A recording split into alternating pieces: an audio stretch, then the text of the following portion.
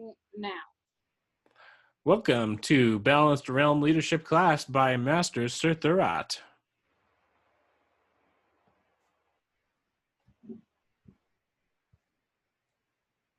Oh, is that my cue?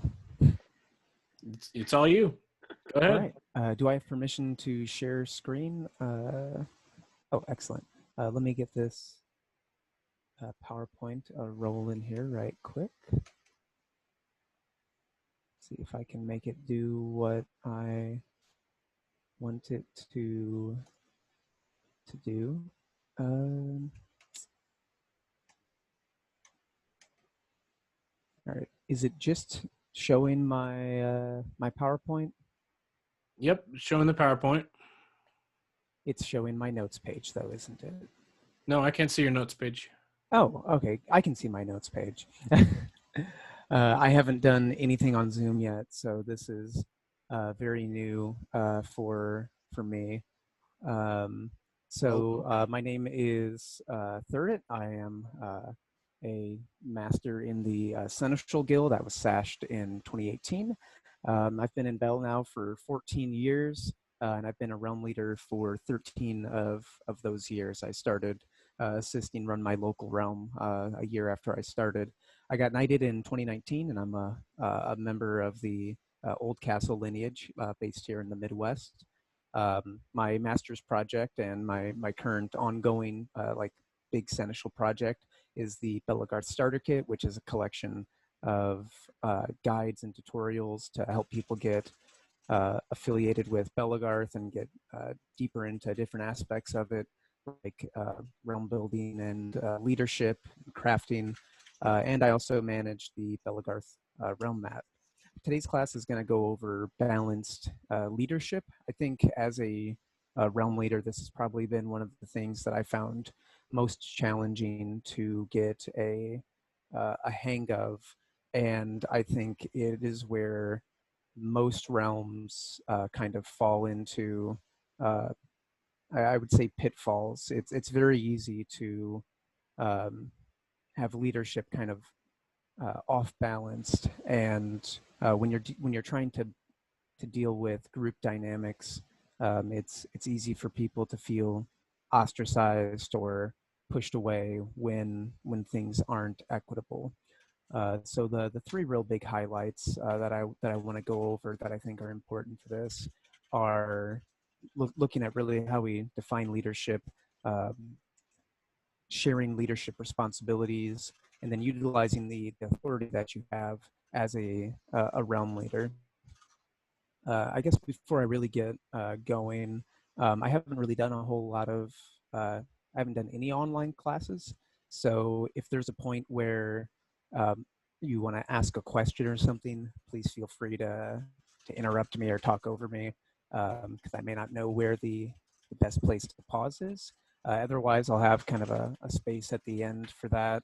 And I don't really know where exactly to ask questions or to poll the audience. Usually I have faces to look at and all that to give me a cue, like, oh, this is where we can have a quick conversation. But my in-person classes also tend to run a little bit longer than an hour because I do get to rambling. So anyway, first I'm going to get here into defining leadership. So most people kind of fall into being realm leaders. It's not, at least in my experience, it's not something that you end up seeking out. You just end up being the person that shows up and volunteers for things, and then people start trusting you to make sure the gear ends up at practice, or make sure that people have rides to the sewing day, or that the camp at the next event you're going to is reserved or set up, and then suddenly you're a realm leader. So realm leader isn't necessarily someone who even has an official title. Like, it can just be a vet who has stepped up and is organizing or running a lot of things. So you end up with a certain amount of power and authority, even when you don't necessarily intend to.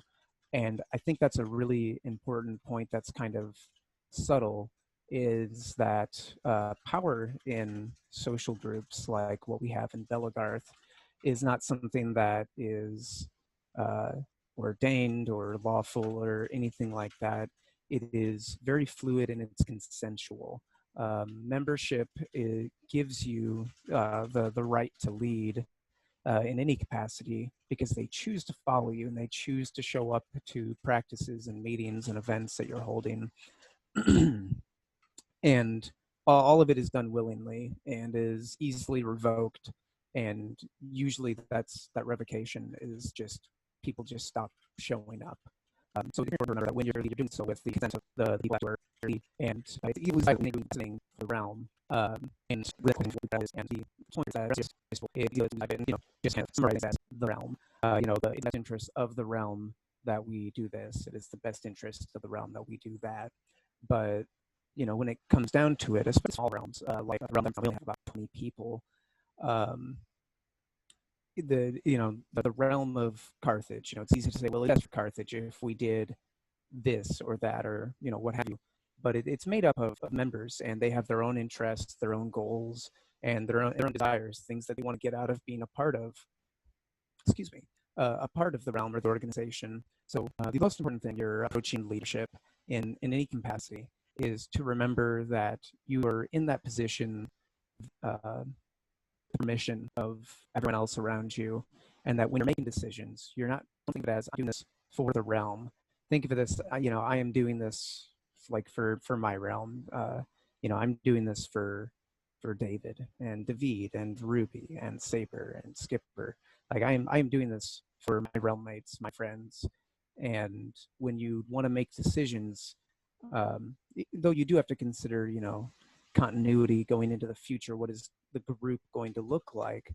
You have to consider what those people in the moment also desire and want, because even if you're steering towards an ultimate greater goal, it doesn't do you any good if you don't have people pushing with you.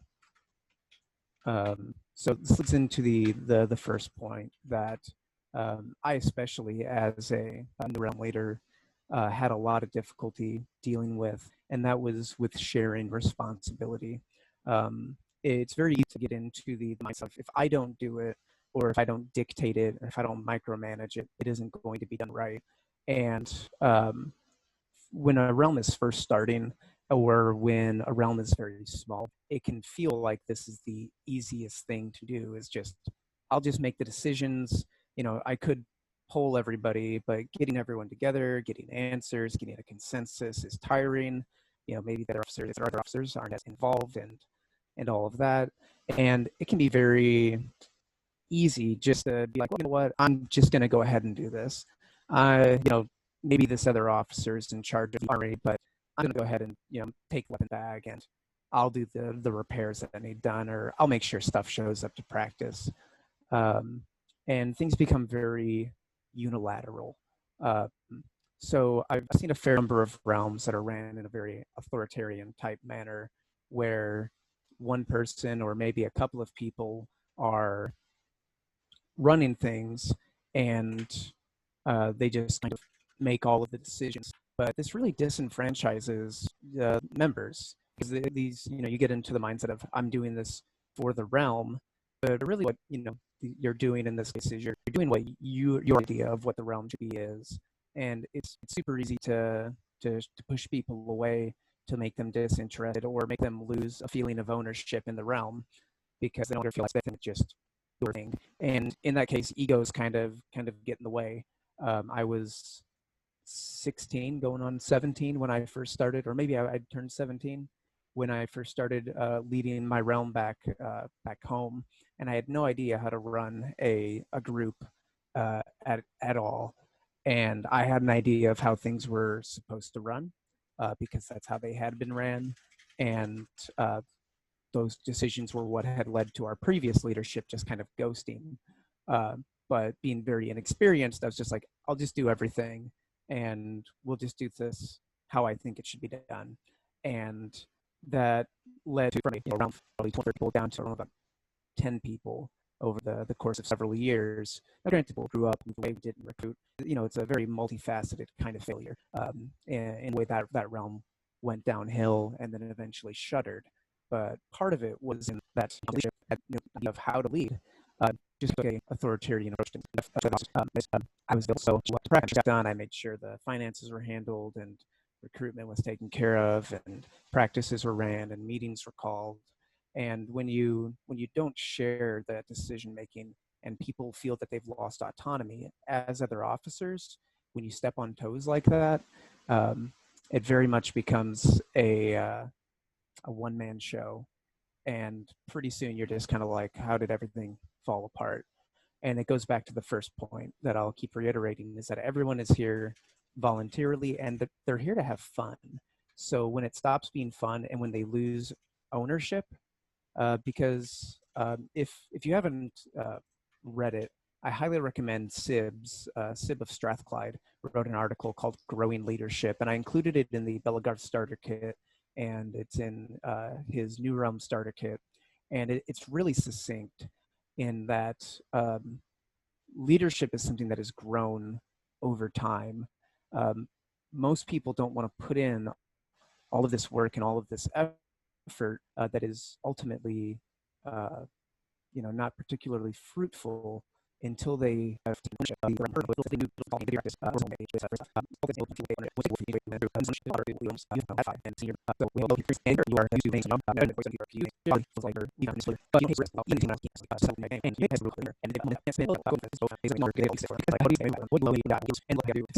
if you need repaired, or maybe you've planned a sewing day, and you know that you need to have the group get together to go and get materials together. Maybe that was part of the plan and they haven't brought it up yet.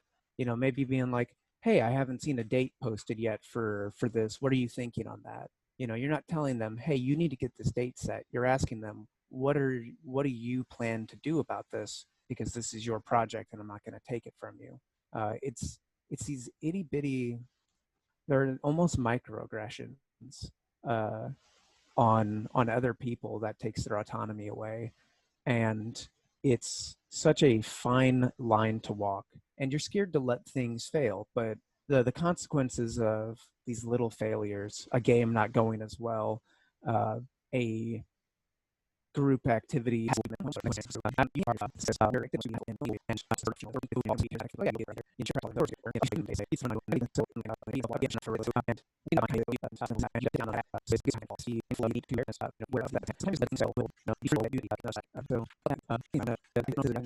line before I jump into some of these other points. If you're not letting others do things, they don't learn to do things, and then when you can no longer do the thing, they have no idea how to do the thing. Which happened when I had to move away from Thunderguard, and I hadn't explained a bunch of stuff to Kodite, who was now in charge of Thunderguard. And we got to the point where it's okay now, but that first couple of months where he had to do the thing because I was no longer there to do the thing was very stressful for him. And in hindsight, was my fault because I just did everything so that they didn't have to. Yeah, that is an excellent point, and that goes into the point that I was going to make about realm continuity, is that things eventually have to go forward without us. We might move, we might go on hiatus, we may just be incapable of running a group, or maybe we don't get selected to run the group again. And if you haven't enabled other people to be leadership, then you've ultimately, despite your good intentions, you've hamstrung your group. So that's a very fair point. So let's see. So all of that kind of plays into these points here that I'll hit on. So authoritarian versus democratic leadership. Being one seems easy, but ultimately ends up being ineffective, unpopular, and it builds a lot of animosity because people want to be involved. And when you hoard power and hoard authority and deny people that ability, they can, and if it's not fun and it makes them feel like that, then maybe they leave. maybe they completely drop out of the sport and out of the community, or they go and start their own group. And you end up for numerous examples on the country where the groups are very close to each other that used to be one group, and then people got into a match, and now they're two groups, and nothing but animosity between them. I talked about the the attitude of, if I don't do it, it won't be done right kind of deal. Democratic ruling and leadership is slow and is sometimes frustrating. But getting engaged is important. Knowing when to engage people as well is a very tenuous part of that, and I'll talk about it on another slide. But ultimately, one day they need to choose their leadership and make choices about the direction the group is going, because the realm is people, and they have interests. Allowing them to see that expressed in their hobby, and leading them to feel, this is my group, not this is a group that I get to show up to, or what have you, is important. It's hard though. It's harder than just making all the decisions. Even though it seems like it's hard to be making lists, to have all this responsibility, and that's something easier in advertising. And as self-insight is important. About working with other officers and not stepping on toes. That's something I was very guilty of. And ultimately, the two other officers I was working with when I was running Nightfall quit. They just were like, dude, you just let's do anything. There's no point. And they stopped coming out. And I took that. I know how to do that. I'm not very mature at all. 17-year-old, they're teenagers. So there was a lot of ego and this, that, and of course, a lot of group dynamics that played into everything. But when I saw that realm was falling apart, I did not realize that I get people engaged again. I thought that I needed to just dramatically do things, and it would be faster and easier if I just did them. And ultimately, the death of the realm. But had I done things differently, I don't know. I didn't allow failure to happen naturally. I saw it coming, and I tried to iron fist things and be authoritarian and say, this is how it's going to work, and then it didn't work. Often when people are here voluntarily, they leave voluntarily too, and doesn't matter where your authority is, you have no say in that. Delegating gets it back into getting people involved with the realm. So despite all of the responsibilities and powers we have as realm leaders, we don't have everything, and you don't have to be a leader to have the right answer. And in fact, that can be one of those things for others to shape how things happen. That gives real leadership. If you're a realm member, they really great with art or great with graphic design. I declare I'm terrible at it. I but I use my opinion and please illustrator. But I've got members who have doctors, so I'm actually interested in a flyer for us. And then when they come to me, I try not to be like, can you actually do this? Can you tweak this? Can you do this? Like, I let them have ownership of it and be like, you made this. This is awesome. You're going to be running a realm around campus. And that's great. Campus for us being better to say realm. Or, when we're doing physical training, I have a member who previously was a high school wrestler. So when it came time to teach footwork, I asked him, hey, footwork is amazing. What kind of drills do you learn in wrestling? What got you to that point? So when those of us that are interested in training pre-COVID got together, I asked him, would you lead us through some drills, through some physical conditioning? So when I see trying to stand the realm, and don't be afraid of it, because you're also a chance to get in the back burner, something else needs to be done, and be done, and you're from gaining some autonomy of the group, and you're shortchanging yourself. Your results are not going to be and I have less thing like it. So try and look at people who can do things. When Carthage, after COVID, decided to make a Discord server, and so I with Discord, but don't know how to set up, how to relish everything. I know the ins and outs, but one other member super know about it. So I was like, all right, well, just go ahead and make it however you think is appropriate to set up and organize everything, and we will use it.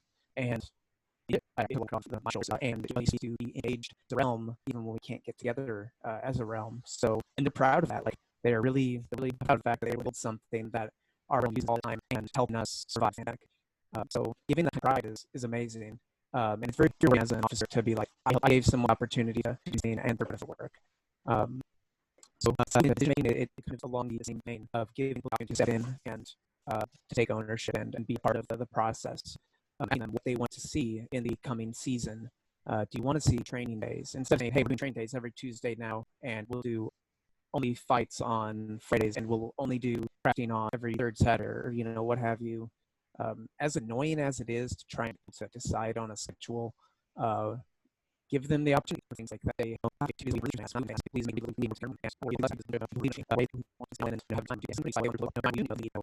you can really say everything. Maybe you need to craft the most I guess that really and not very well. And the skill and here to that. There's not version. You could say a domain. You can decide fire. You don't have to contribute to fires. They're an effective tool. You can ask them which stuff. Can you start this? You have libraries and play things around. Can you repair during like kind of responding to probably so forth. Time to get there. We can also get in feeling like they have a real investment in a group. They are going to want to help lead it, and they're going to feel enabled to do it. For many new people, they don't have any of the skills that we have as seasoned realm leaders. Where maybe someone watching this is a new realm leader, and you don't have any of those skills, and it's terrifying. It's scary to be the one running things when you don't know what you're doing, and it can make you just want to quit. A lot of people have anxiety, especially during times like this.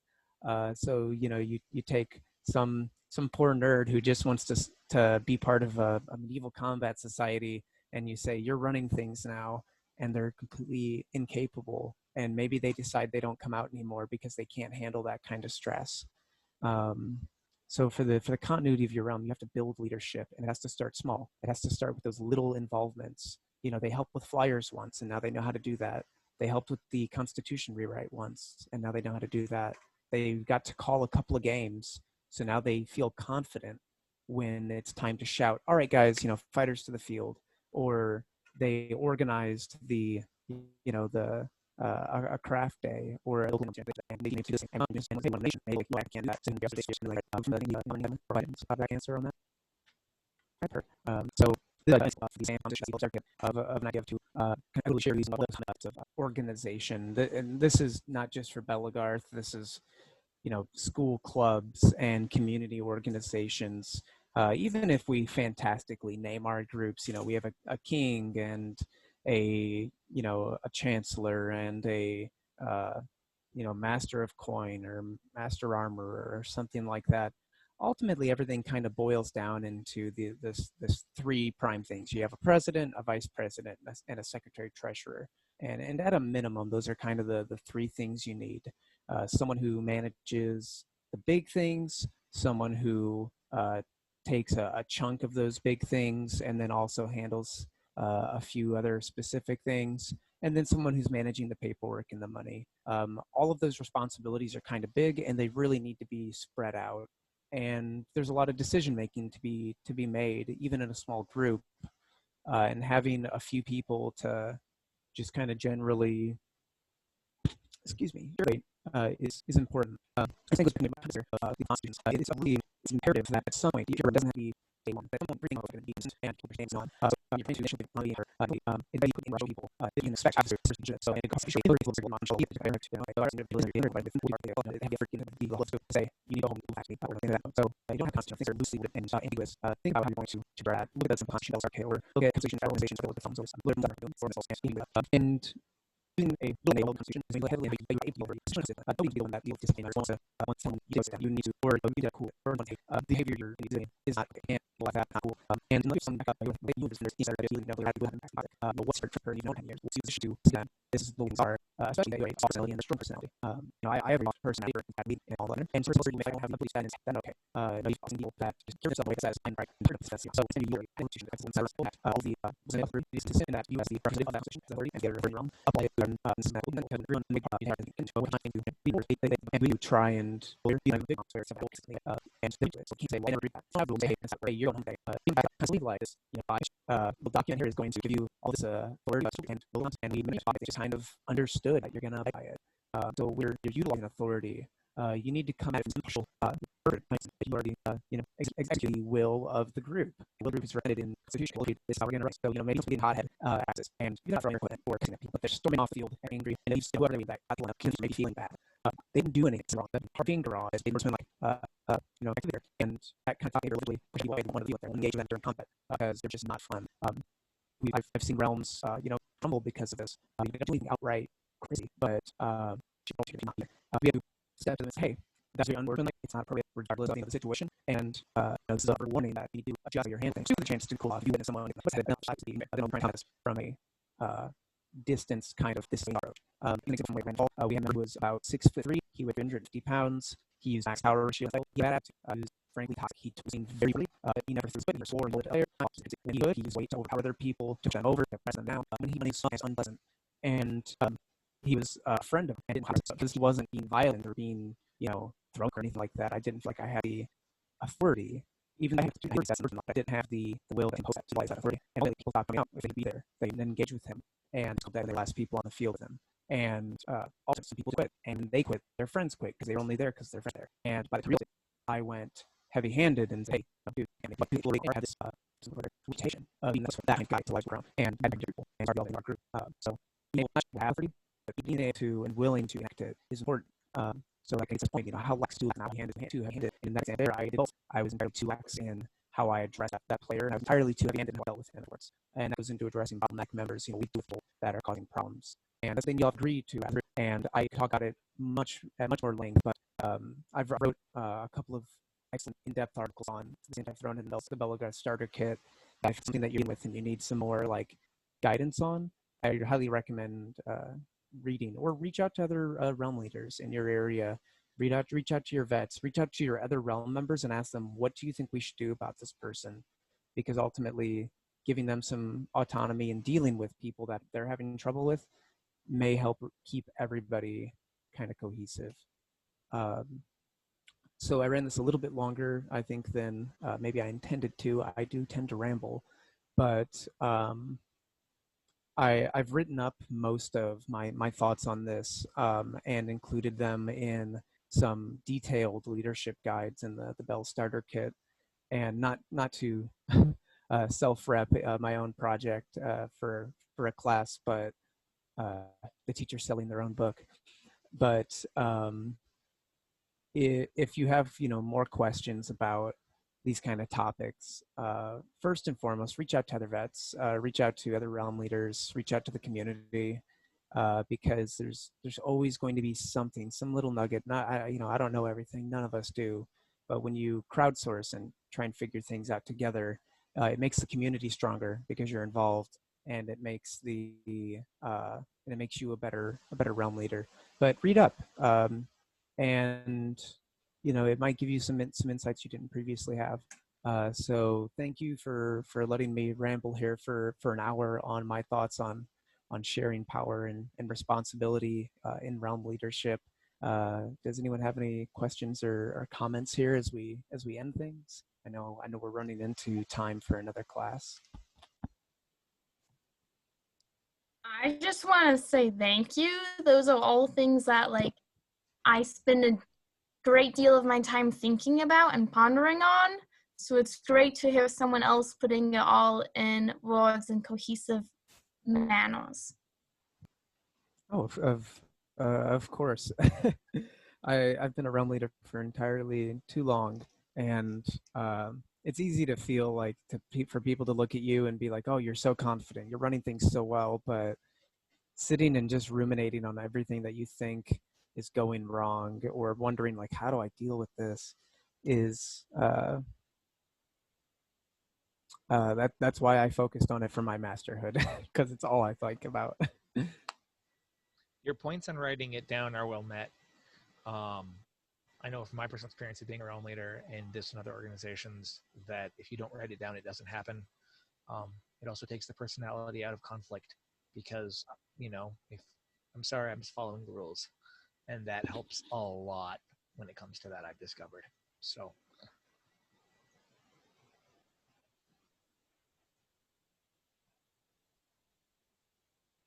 All right, well, I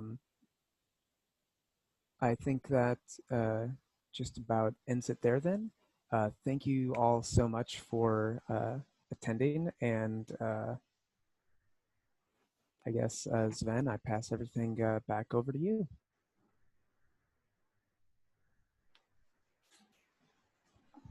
This has been Balanced Realm Leadership. Thank you for attending.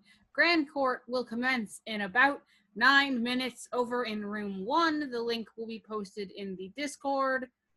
If you have yet to fill out the form for attending Grand Court to be introduced properly, please message me with your full name and title. Thank you.